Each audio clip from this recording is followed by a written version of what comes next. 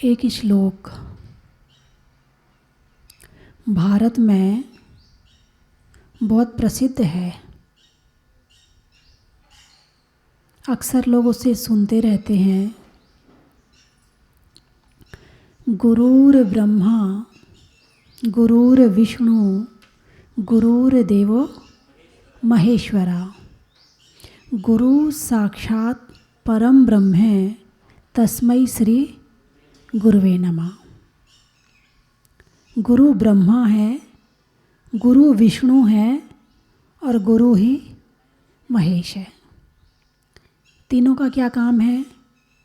ब्रह्मा ने कहा जाता है कि सृष्टि की रचना की, विष्णु ने उनका पालन करते हैं और महेश उसका विध्वंस करते हैं। यही कहते हैं ना। अब इसे अपने लिए लगाओ। गुरुर ब्रह्मा, मेरे जीवन का निर्माण किसने किया? मैंने किया। मेरे द्वारा मेरे जीवन का निर्माण हुआ है। मैंने पिछले जन्म में जो कर्म किए थे वो मेरा भाग्य बन गया था, और जो भाग्य बन गया था वो इस जन्म में मेरा जीवन का निर्माण हो गया। इसलिए मैं ब्रह्मा हूँ। इस जीवन का पालन कौन कर रहा है? मैं खुद ही कर रहा हूँ। मैं भोजन करता हूँ, मैं सारी एक्टिविटी करता हूँ, सारी क्रियाएं करता हूँ, तब इस जीवन का पालन होता है। इस जीवन का पालन कौन कर रहा है? मैं ही कर रहा हूँ। मेरे द्वारा मेरे जीवन का पालन हो रहा है। यदि अच्छे से पालन ना किया जाए तो मेरे द्वारा मेरे जीवन का विनाश हो जाएगा। ऐसा है कि नहीं है?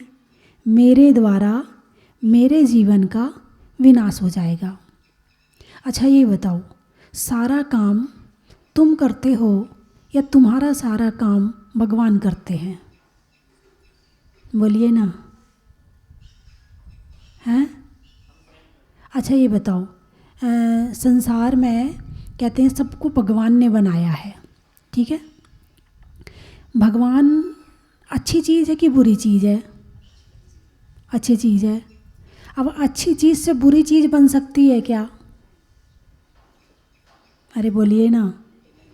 संसार में चोर हैं कि नहीं? डाकू हैं कि नहीं? हैं?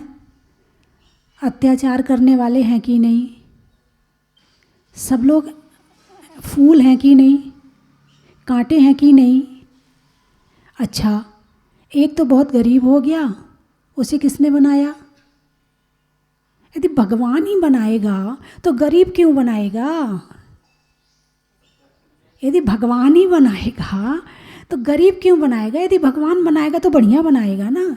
जैसे आपका अपना बेटा है, अब आप अपने बेटे को क्या बनाना चाहते हो? अच्छा बनाना चाहते हो कि बुरा? अच्छा बनाना चाहते हो ना। कौन ऐसा पिता होगा जो अपने बेटे को बुरा बनाना चाहेगा? कोई भी नहीं होगा। जब आप अपने बेटे को बुरा नहीं बनाना चाहते हो तो परमात्मा हमें कैसे बुरा बना सकता है? इसका मतलब है कि हमें किसने बनाया है? अनादि अनिधन है। आत्मा कैसी है? अभी भैया जी ने बताया था कि इस आत्म अखंड अविनाशी है, इसका आदि और अंत नहीं। आत्मा अखंड अविनाशी अजर अमर है। इसे ना कोई मार सकता है और ना कोई इसे बना सकता है। आत्मा को किसी ने बनाया क्या? आत्मा ना किसी ने बनाई है और ना कोई इसे मिटा सकता है। संसार के 6 द्रव्य जीव, पुद्गल, धर्म, अधर्म, आकाश और काल, ये थे, हैं और हमेशा रहेंगे। तो परमात्मा यदि बनाता तो फिर चोर नहीं बनाता, बढ़िया बनाता। इसका मतलब हमें हमारे कर्मों ने बनाया है। किसने बनाया है? हमें हमारे कर्मों ने बनाया। यदि आप चोर हैं तो अपनी कर्म की वजह से हैं, आप साहूकार हैं तो अपने कर्म की वजह से हैं, यदि आप अच्छे हैं तो अपने वजह से हैं, यदि आप बुरे हैं, अरे बोलिए ना, तो अपनी वजह से हैं। यानी हमें किसी ने बनाया नहीं है, हमने ही हमको बनाया है। मैंने ही मुझको बनाया। जो भी तस्वीर निकल के आ रही है वो मेरी है और मेरे द्वारा ही बनाई गई है। तो हमें किसने बनाया है? हमने ही बनाया है। ठीक है, तो हम ही ब्रह्मा हैं, हम ही विष्णु हैं और हम ही महेश हैं। यदि हम अपना जीवन बर्बाद कर रहे हैं, यदि हम अपना जीवन व्यर्थ खो रहे हैं, यदि हम अपना जीवन फालतू में यूं ही गंवाए जा रहे हैं, तो हम अपने जीवन का हम खुद ही नाश कर रहे हैं। और यदि इस जीवन में हम कुछ प्राप्त कर रहे हैं, कुछ सीख रहे हैं, कुछ कर रहे हैं इस जीवन का, तो हम ही अपने जीवन को अच्छा बना रहे हैं, इसका पालन कर रहे हैं। और यदि हमने ही हमारा जीवन पिछले जन्म का पुरुषार्थ, इस जन्म का भाग, और इस जन्म का पुरुषार्थ, अगले जन्म का भाग, जैसा इस जन्म में करोगे अगले जन्म में वैसा भाग्य बन जाएगा। तो हम ही ब्रह्मा हैं, हम ही विष्णु हैं और हम ही महेश हैं और हम ही साक्षात परम ब्रह्म हैं। भगवान महावीर कहते हैं हर आत्मा में परमात्मा विराजमान है। कहते कि नहीं कहते हैं? ऐसा कहीं कहा गया है? कहीं भी नहीं कहा गया। जो जैन धर्म में एक महत्व की बात, एक आत्मा को, हर आत्मा को, चाहे वो चींटी हो चाहे वो हाथी हो, मनुष्य तो बहुत बड़ी चीज़ है, हर आत्मा में परमात्मा बनने की शक्ति विद्यमान है और वो अपनी शक्ति का जागरण करे तो वो परम ब्रह्म है। तस्मै श्री गुरुवे नमः। ऐसे परम ब्रह्म को मैं नमस्कार करता हूँ। कौन सा? मेरी आत्मा को, मेरे परमात्मा को मैं नमस्कार करता हूँ। तो गुरु चर्चा किसकी चल रही है? मैं ही मेरा गुरु हूँ। क्या चर्चा चल रही है? ये बात किसने कही है? आचार्य पूज्यपाद स्वामी इष्टोपदेश ग्रंथ में कहते हैं कि मैं ही मेरा गुरु हूँ। अच्छा, ज्योतिष में 9 ग्रह होते हैं, होते तो 88 हैं भगवान महावीर के अनुसार, लेकिन वर्तमान में जो जन्म पत्री बनती है वो 9 ग्रहों से बनती है ना। उसमें एक गुरु ग्रह होता है, होता कि नहीं होता है? जन्म पत्री में एक गुरु ग्रह होता है। यदि कोई ज़्यादा भटकता हो, ज़्यादा परेशान रहता हो, अपने निर्णय ना ले पाता हो है, तो फिर मामला ज़्यादा गड़बड़ रहता हो, तो वो ज्योतिषी के पास जाता है। वो देखता, अरे आपका गुरु गड़बड़ है। भाई क्या हो गया इस गुरु को? वो ना, आपका गुरु जो है ना वो राहु के साथ बैठ गया है। किसके साथ बैठ गया है? राहु के साथ बैठ गया है। तो राहु ने गुरु को भटका दिया है। वो उसे सही निर्णय नहीं लेने देता है, वो उसे सही रास्ते पर नहीं जाने देता है। अब यहाँ गुरु को कौन भटका रहा है? जन्मपत्री के गुरु को जन्मपत्री का राहु भटका रहा है। यानी जन्मपत्री भी क्या है? एक नक्शा है। क्या है? भविष्य देखने का एक नक्शा है। और उसके पीछे राज क्या है? वो है कर्म। वो क्या है? कर्म है। कर्मों के कारण से ही ये जन्मपत्री बनी है और जन्मपत्री के माध्यम से पता चलता है कि कौन सा कर्म का उदय आने वाला है, कौन सा कर्म बढ़िया है, कौन सा कर्म बुरा है, कौन सा कर्म अच्छा है, उससे पता चलता है। एक निमित्त है, एक रिद्धि भी होती है, ज्योतिष चारण रिद्धि। तो ये एक भगवान महावीर की वाणी में ज्योतिष भी आया है। मैं ये नहीं कह रही कि आप पूरा विश्वास ज्योतिष पे करें, नहीं, अपने पुरुषार्थ पे करें, अपनी मेहनत पे करें, अपनी शक्ति पे करें। उससे आपका भाग्य भी बदल सकता है, आपकी जन्मपत्री भी बदल सकती है, क्योंकि वो तो कर्म है ना। जन्मपत्री क्या है? कर्म है। जैसा कर्म किया था वैसी जन्मपत्री बन गई। अब अच्छा कर्म करो तो वो जन्मपत्री बदल जाएगी। तो ऐसा नहीं है कि जन्मपत्री बदल नहीं सकती है, जन्मपत्री बदल सकती है। अब उसमें जब गुरु ग्रह खराब होता है तो ज्योतिषी पता क्या कहता? ऐसा करो, आप गुरुओं की सेवा किया करो। क्या किया करो? गुरुओं की सेवा किया करो। अच्छा, फिर क्या होगा? बोले आपका गुरु ठीक हो जाएगा। अच्छा, ये तो बड़ी अच्छी बात बताई आपने। गुरु का सम्मान किया करो, गुरु से बहसबाजी मत किया करो, गुरु के साथ से लड़ाई झगड़ा मत किया करो। आप गुरु और गुरु के जैसे बड़े लोग, इसमें दोनों आ जाएंगे। गुरु और गुरु के जैसे बड़े लोग दोनों आ जाएंगे इसमें। अब वो गुरु की सेवा करेगा, समर्पण का भाव आया, भक्ति का भाव आया, उसने सेवा करनी शुरू कर दी। अब क्या होगा? गुरु का आशीर्वाद मिलना शुरू हो गया। गुरु का आशीर्वाद मिलना शुरू हो गया।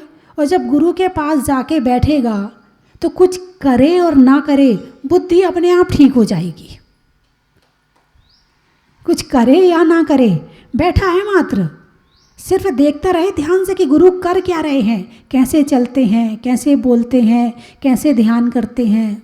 जब गुरु की सेवा करेगा तो दिमाग और बुद्धि अपने आप ठीक हो जाएगी। गुरु के पास बैठेगा तो क्या मिलेगी? शिक्षा मिलेगी। अभी कहाँ बैठ रहा था? ऐसी संगति में बैठ रहा था जहाँ पर बुरी संगति थी। जहाँ बुरी संगति में बैठता था तो दिमाग भी वैसे ही रहता था, विचार भी बुरे रहते थे, आचरण भी बुरे रहते थे, निर्णय भी बुरे होते थे। अब गुरु की संगति में बैठना शुरू किया तो अच्छा ज्ञान भी मिलने लगा, सही रास्ता भी मिलने लगा, सही गलत का ज्ञान भी हो गया और शिक्षा भी मिलने लगी। तो जो उसका गुरु था वो जागृत हो गया। जो उसका खुद का गुरु था, अब राहु का प्रभाव कम हो गया और गुरु का प्रभाव ज़्यादा हो गया।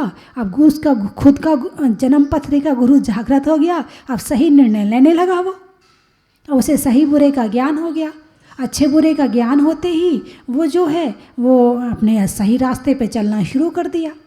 अब जब सही रास्ते पे चलने लगा तो उसका फिर जो बुराई थी, जो परेशानी थी, जो कठिनाइयाँ थी, वो अपने आप भाग गई। बात समझ में आई कि नहीं आई? ये बड़ी महत्वपूर्ण की बात है कि 9 ग्रहों में एक गुरु ग्रह भी होता है। बड़ा महत्वपूर्ण ग्रह है, बृहस्पति भी कहते हैं इसे। तो ये बड़ा महत्वपूर्ण ग्रह है। और गुरु के पास जाकर के उसका गुरु जागृत हो गया। गुरु की ज़रूरत क्यों है? सिर्फ यही गुरु की ज़रूरत है कि जब तक हमारा गुरु जागृत नहीं हुआ है तब तक हमें गुरु की ज़रूरत है। और ऐसा नहीं है कि एक जन्म में पूरा जागृत हो जाएगा, कई जन्म लग जाएंगे। नहीं तो तुम सोचो अच्छा 8 दिन गुरु के पास गए, चलो बस बहुत सीख लिया, हमारा गुरु जागृत हो गया, अब हमें ज़रूरत नहीं है किसी की, हम सब जानते हैं कि कौन क्या करता है, क्या करना चाहिए, हमें सब पता चल गया है। हाँ, ये ज्ञान इतनी जल्दी आने वाला नहीं है।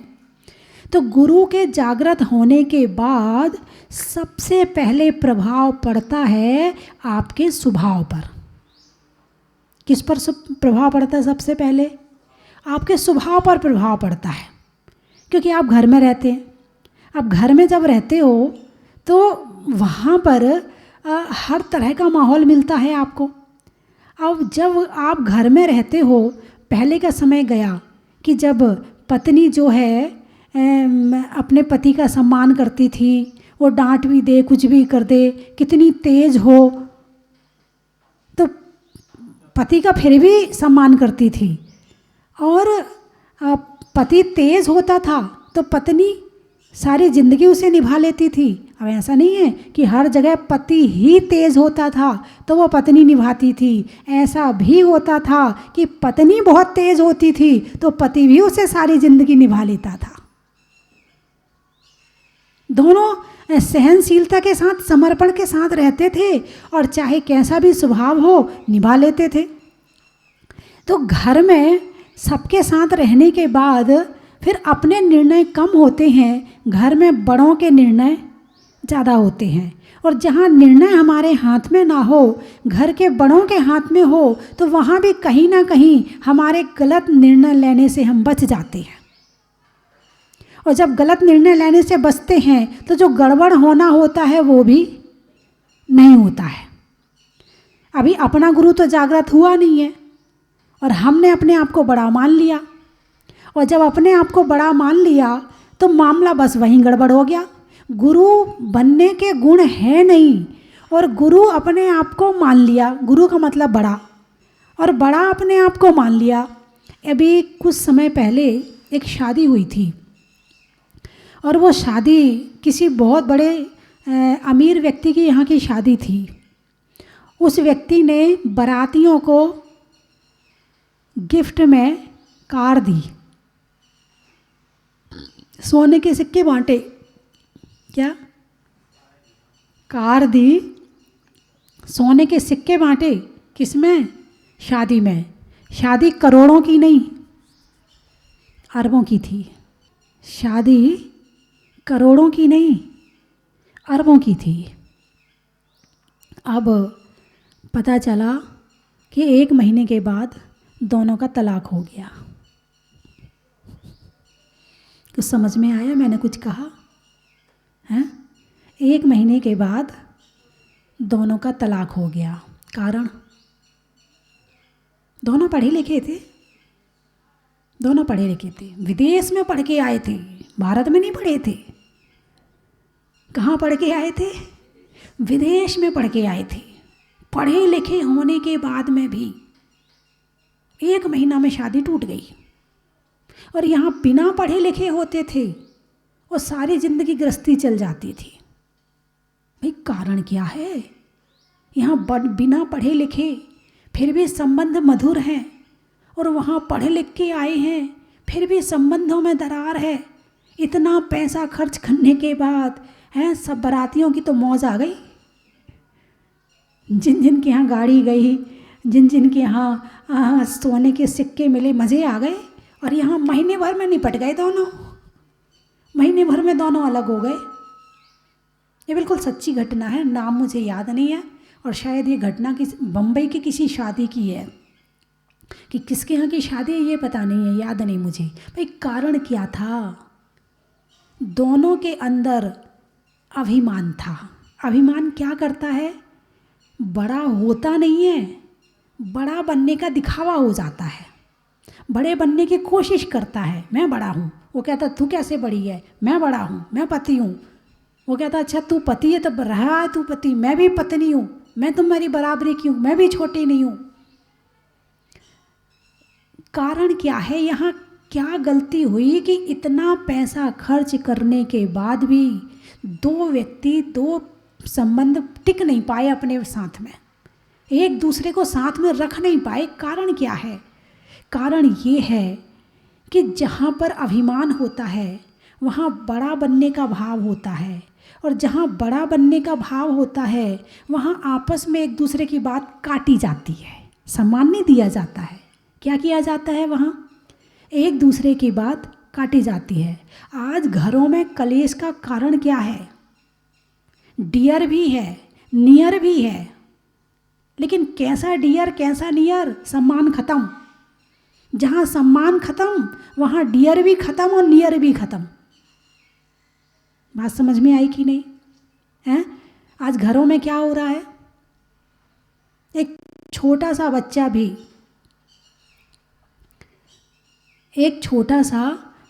भी दूसरे बच्चे को नीचा दिखाने के लिए तैयार बैठा है। तेरे पास मोबाइल है, मेरे पास मोबाइल नहीं है, लेकिन मैं तेरे से बड़ा वाला लेके दिखाऊंगा। तेरे पास तो छोटा वाला है, मैं इससे बड़ा लेके दिखाऊंगा। अभी है नहीं है, अभिमान आ गया।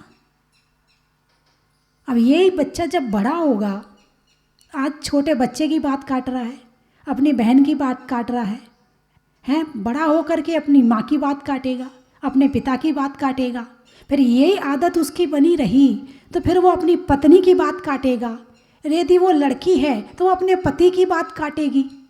और जब पति पत्नी एक दूसरे की बात काटेंगे, अब यहाँ काटने वाला मामला आ गया। अब एक दूसरे को काट रहे हैं तो काटने में दर्द होता है। वो दर्द दिखता नहीं है लेकिन दर्द होता है। अब जिसको आपने अपना बनाया है, जिससे आपने प्रेम किया है, और उसकी ही बात काट के आप उसे दुख दे रहे हैं, तो ये आपका अभिमान है। ये क्या है? अभिमान है। वर्तमान समय में लोगों का अभिमान जागृत हो रहा है। वो अपने आप को हाथ पैर में दम नहीं और हम किसी से कम नहीं। ये आजकल के बच्चों की खासियत है। नहीं, मैं आपकी बात नहीं कर रही हूँ, आप लोग तो बहुत अच्छे हैं। हाथ पैर में दम नहीं। अभी जरा सा कुछ हो जाए तो जरा में तो एक चांटा मार दो तो बेहोश हो जाए। पहले तो स्कूल में भी पिटाते थे, घर में भी पिट लेते थे, तो भी आराम से हंस बोल लेते थे। हमें यदि एक चांटा मार दो तो वो बच्चा बेहोश हो जाए, ये हालत है आजकल के बच्चों की। शरीर में दम नहीं है, खाना पचता नहीं है। पहले के लोग तो बच्चे खूब खाते थे पहले के। पहले के बच्चे दिन भर माँ के पीछे लगे रहते थे, हैं, कभी कुछ खाना कभी कुछ खाना। और खाने में भी ये तुम्हारे जो तुम खाते ना, ये मैगी, अरे ये इस तरह की गंदी चीज़ें नहीं होती थी जो पेट को ख़राब करें। ऐसी चीज़ होती थी जो पेट को मजबूत करे, ऐसी चीज़ होती थी। और चाहे वो तुम्हारे पिंड खजूर हो, चाहे मूंगफली हो, चाहे काजू हो, किशमिश हो, हैं। और कई बार तो बच्चे ऐसे होते थे कि सर्दियों में घी के डले होते थे ना, वही उठा के खा जाते थे। गाय दूध दे रही है, दूध दुहा जा रहा है, गिलास लेके खड़े हो जाते थे, हमें दूध पीना है। अब आजकल के बच्चे के पीछे माँ घूमती है। आजकल का बच्चा क्यों नहीं खाता आपको पता है? और पहले के बच्चे इतना क्यों खाते थे ये पता है आपको? कारण है, पहले के बच्चे खूब कूदते थे, खूब खेलते थे, खूब भागते थे, खूब पतंग उड़ाते थे, खूब कबड्डी खेलते थे, तो भूख लगती थी। भाई गाड़ी में पेट्रोल कब चाहिए? जब गाड़ी चलेगी, और जब गाड़ी चलेगी नहीं तो पेट्रोल की ज़रूरत ही नहीं है। अब ऐसे जब तक बच्चा दौड़ेगा नहीं, भागेगा नहीं, जब तक खेलेगा नहीं, जब तक वो अपनी साइकिल नहीं चलाएगा, उसे भूख कहाँ से लगेगी? सारे दिन लेके बैठा है मोबाइल, टकर टकर टकर टकर टकर लगा पड़ा मोबाइल में। केवल आंखें काम कर रही हैं, दिमाग काम कर रहा है, शरीर काम नहीं कर रहा। अब भूख कहाँ से लगेगी? और जब भूख नहीं लगेगी तो शरीर में भोजन नहीं जाएगा, शरीर में भोजन नहीं जाएगा तो मजबूती कहाँ से आएगी? और जब मजबूती नहीं आएगी तो कमजोरी में और कमज़ोरों पर बहुत गुस्सा आता है। कमजोरी में कमज़ोरों पर, ताकतवर पे कोई गुस्सा नहीं करता है, अरे उसको मत छेड़। कमजोरी में और कमज़ोरों पे गुस्सा आता है। तो फिर बच्चे चिड़चिड़े हो जाते हैं, बच्चे परेशान करने लगते हैं, और फिर वो गुस्सा करते हैं माँ के ऊपर, क्योंकि माँ का मुँह है, उसकी कमजोरी है कि वो गुस्सा करेगा तो भी वो उसी के पास जाएगी, तो भी उसका काम करेगी, तो भी उसको खिलाएगी। अब वो देख रहा है कि कुछ घाटा तो हो नहीं रहा गुस्सा करने में, कुछ चीज़ छूट तो रही नहीं है गुस्सा करने में, माँ सारे काम कर रही है, बस शुरू हो जाता है गुस्सा करना। तो कहने का अभिप्राय मेरा ये है कि जो भी घर में, परिवारों में आपस में रह रहे हैं, तो आपस में रहने में जो संबंध हैं आपके, तो आप यदि प्रेम के संबंध हैं, संबंध प्रेम के हैं और दे रहे दुख हैं, तो संबंध किसके हुए, दुख के या प्रेम के? अरे बोलिए ना। दो जनों ने शादी करी तो एक दूसरे को दुख देने के लिए करी थी कि सुख देने के लिए करी थी? अरे बोलिए ना। सुख देने के लिए करी थी। और हो क्या रहा है? जोर से बोलिए। एक दूसरे को, हाँ, आज एक काम करना, एक लिस्ट बनाना कि आपने शादी के बाद पति ने पत्नी को कितना सुख दिया है और पत्नी ने पति को कितना सुख दिया, लिस्ट बनाना। जितना सुख दिया है, जो बचा होगा वो सारा दुख होगा। अब फिर उसमें ये काउंट करना कि दुख ज़्यादा है कि सुख ज़्यादा है। ऐसा कर लोगे हैं? तभी तो किसी भी चीज़ पर अध्ययन करना ज़रूरी है। यदि किसी चीज़ को छोड़ना है, किसी चीज़ को हमें ठीक करना है, किसी मशीन को ठीक करना है, तो सबसे पहले उसे समझना पड़ता है। जैसे एक मिस्त्री था, एक फैक्ट्री में मशीन ख़राब हो गई।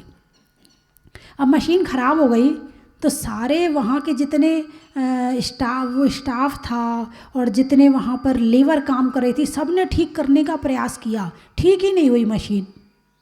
मशीन जब ठीक नहीं हुई तो फिर इंजीनियर को बुलाया गया, भाई चलो इंजीनियर को बुलाओ। इंजीनियर को बुलाया, अब इंजीनियर से कहा तुम ठीक करो।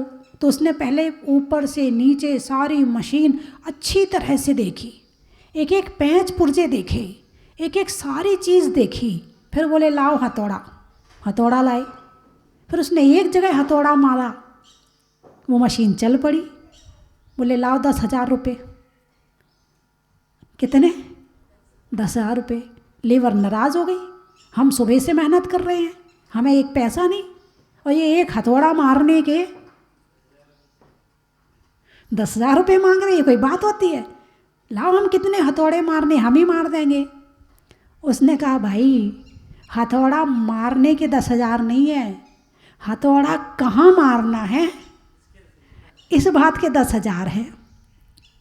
तो किसी भी चीज़ को ठीक करना है तो उसे सबसे पहले समझने की ज़रूरत होती है।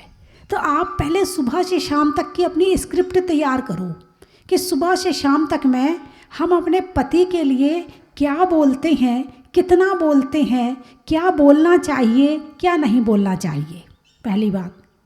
फिर पति अपनी स्क्रिप्ट तैयार करे कि मुझे पत्नी को कितना सम्मान देना चाहिए, कितना बोलना चाहिए, कितना नहीं बोलना चाहिए।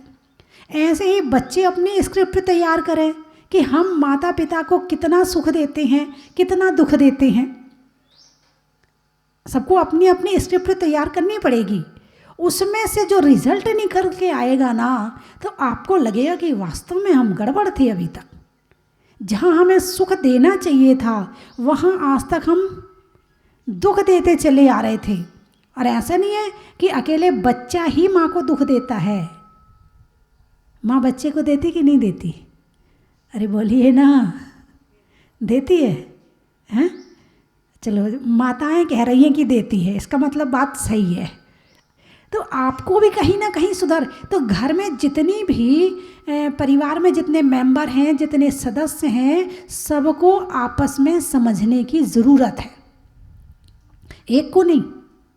यदि एक समझ गया और दूसरा नहीं समझा तो मामला गड़बड़ हो जाएगा, दूसरा दुखी हो जाएगा। इसलिए सबको समझने की ज़रूरत है कि हमें क्या करना है और क्या नहीं करना। ऐसा करते करते करते मैंने अभी कहा ना कि जब गुरु जागृत होगा तो सबसे पहले स्वभाव में परिवर्तन आएगा। किस में परिवर्तन आएगा? स्वभाव में परिवर्तन आएगा। गुरु वाणी का प्रतीक है। किसका प्रतीक है?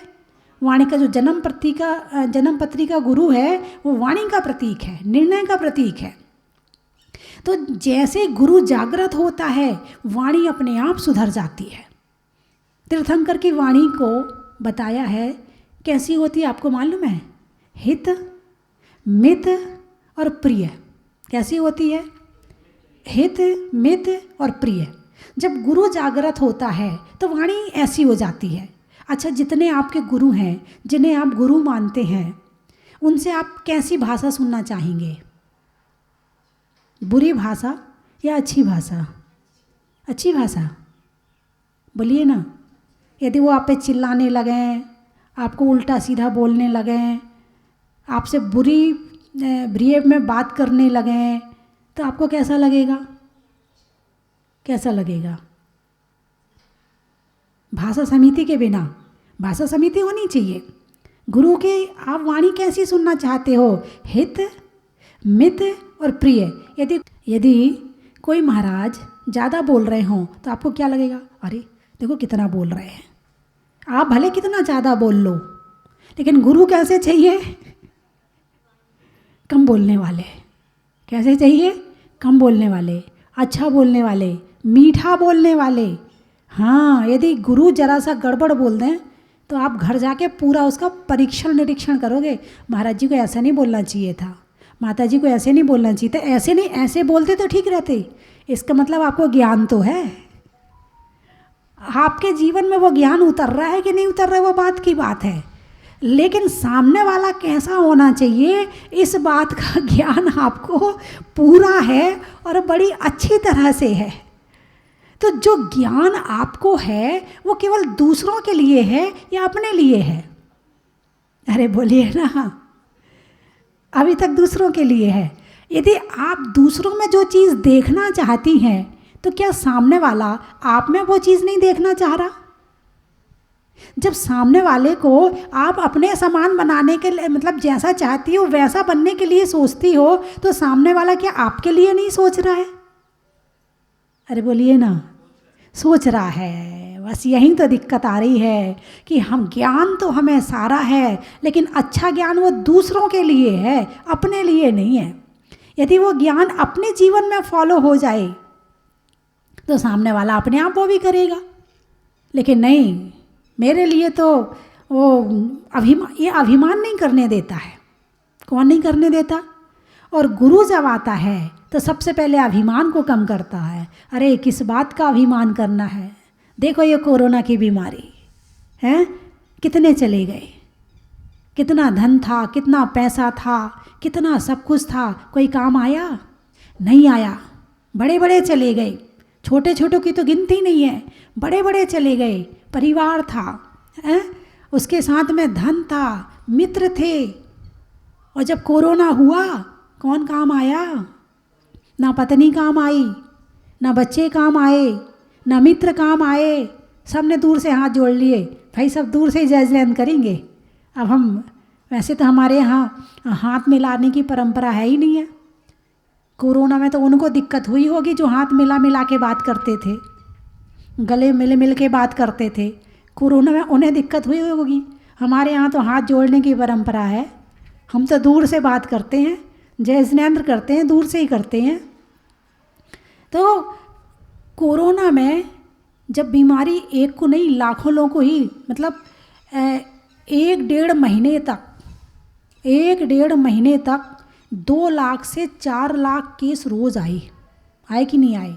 अब हिसाब लगाओ तो मेरे ख्याल से 2-3 करोड़ लोग हो गए होंगे संक्रमित। और 2-3 करोड़ लोगों को इतना एहसास हो गया होगा कि संसार क्या है। एक भैया आए थे, वो अपनी स्टोरी सुना रहे थे, बोले मुझे कोरोना हो गया। अब कोरोना हो गया तो मुझे तो नीचे के कमरे में पैक कर दिया, ऊपर मत आना, खाना यहीं मिल जाएगा। एक थाली दे दी, कटोरी दे दी, ग्लास दे दिया, चम्मच दे दिया, और पत्नी आधी सीढ़ी तक उतर के आके रख देती थी खाना, और आधी सीढ़ी से मैं चढ़ के जाता था और मैं उठा लेता था खाना। जो चाहिए था आवाज़ लगा देता था और खाना मिल जाता था। मेरी पत्नी भी मेरे पास नहीं आई। बताइए कौन काम आया? अभिमान कम करना है ना, तो क्या सोचें कि हमारा अभिमान कम हो, क्या सोचें कि हमारी मान कषाय कम हो। और जब मान कषाय कम होगी तभी गुरु जागृत होगा। मान कषाय जो है ना वो राहु है, और जब तक ये गुरु हमारा राहु के साथ बैठा रहेगा ना तब तक हमें शांति नहीं देगा, सही निर्णय नहीं लेने देगा। जब तक इस राहु को नहीं हटाओगे ना तब तक हमारा गुरु जागृत होने वाला नहीं है। ये मान कषाय राहु के समान है। अब वो बड़े बोल रहा है मैंने 14 दिन ऐसे काटे कि बस मैं ही जानता हूँ कि वो 14 दिन कैसे थे। हैं, एक कमरे में बंद होकर पता चल गया कि ज़िंदगी क्या है। 14 दिन में समझ में आ गया कि धर्म क्या होता है, जंगल में मुनिराज कैसे रहते होंगे, भगवान जंगल में जाके कैसे ध्यान अकेले बैठ के करते होंगे, क्या होता है अकेले रहना, ये एहसास हो गया। और ये भी एहसास हो गया कि कौन मेरा साथी है और कौन मेरा साथी नहीं है, कौन मेरा साथ निभा सकता है और कौन मेरा साथ नहीं निभा सकता है। लेकिन ऐसे भी हैं जिन्होंने मास्क लगा के और ग्लव्स पहन के और सारा करके सेवा भी करी है। ऐसा नहीं है कि ऐसी दूर वाले भी हैं, पास वाले भी हैं जिन्होंने अपने पिताजी की सेवा करी, जिन्होंने अपनी पत्नी की सेवा करी, जिन्होंने अपने बच्चों की सेवा करी, अभी भी कर रहे हैं। बहुत से लोग हैं जो अभी भी कर रहे हैं। तो कहने का अभिप्राय मेरा ये है कि अभिमान कम करने के लिए 12 भावना मानी चाहिए, 12 भावना का चिंतन करना चाहिए कि इस संसार में कुछ भी स्थिर नहीं है। कौन राजा मरकर कीड़ा होवे, राजा मरकर कीड़ा होवे, ढीमर सुर सुख पावे। एक कीड़ा जो है बन जाएगा कौन? राजा। मैं एक कहानी सुनाऊंगी आपको कि अभिमान कम करना है तो कैसे करना है। आज तो समय हो गया है। तो बंधुओं, जो कुछ लोगों ने जो बनाकर महत्व आदि भेजे हैं, वो मैं आपको बताना चाहूँगी। महत्व बड़े असरदार हैं। यदि सबसे ज़्यादा कुछ आ रहे हैं तो लोगों ने महत्व बनाए हुए हैं। सपना जैन गोरखपुर जबलपुर से, इन्होंने मन की बातें कविता रूप में भगवान से लिख कर के भेजी हैं। बहुत अच्छी है, बहुत सुंदर है। श्रीमती तारा जैन कियावत ने, मंदसौर ने, इन्होंने भी महत्व बनाकर भेजे हैं। एक बड़ा अच्छा महत्व लगा मुझे इनका कि छुट्टी में रविवार का, दिवाली के त्यौहार का और होने में संयुक्त परिवार का बड़ा ही महत्व है। बहुत अच्छा लगा। और भी भेजे हैं। रानी जैन रुड़की ने आदिनाथ भगवान का चालीसा बनाकर भेजा है और उसमें ये भी लिखा है कि माता जी मुझे मेरी गलतियाँ बताई जाएं। अब जब आप आओगे कभी तब लेकर आना, तभी गलती बताई जा सकती है, अभी नहीं बताई जा सकती है। कुछ पहली बार बनाया है तो ऐसा हो नहीं सकता कि गलती ना हो, तो थोड़ी बहुत तो हैं, आप स्वयं सुधारने का प्रयास करें। पुष्पा जैन अहमदाबाद ने महत्व बनाए हैं। उनका भी एक महत्व अच्छा लगा। बगीचे में फूलों का महत्व बनाया, कैसे बनाया वो अब आप समझें। बगीचे में फूलों का, फूलों में खुशबू का और सुनने में प्रवचन का बड़ा ही महत्व है। उन्होंने भावना बड़ी अच्छी लिखी है। और शकुंतला सौगानी भीलवाड़ा वालों ने एक बहुत अच्छा भजन बना के भेजा है। दिनेश जी बिलाला, जो कि संगीत से जुड़े हैं, इंदौर के हैं, इन्होंने एक बड़ा अच्छा दोहा भेजा है। बाकी भजन भी बनाया है। दोहा मुझे बड़ा अच्छा लगा। सच्चा जैनी जहाँ कहीं प्रीति भोज में जाए, बोले पहली खेप में हमको दो निपटाए कि सूरज ढल जाएगा, कि सूरज ढल जाएगा। अच्छा लगा।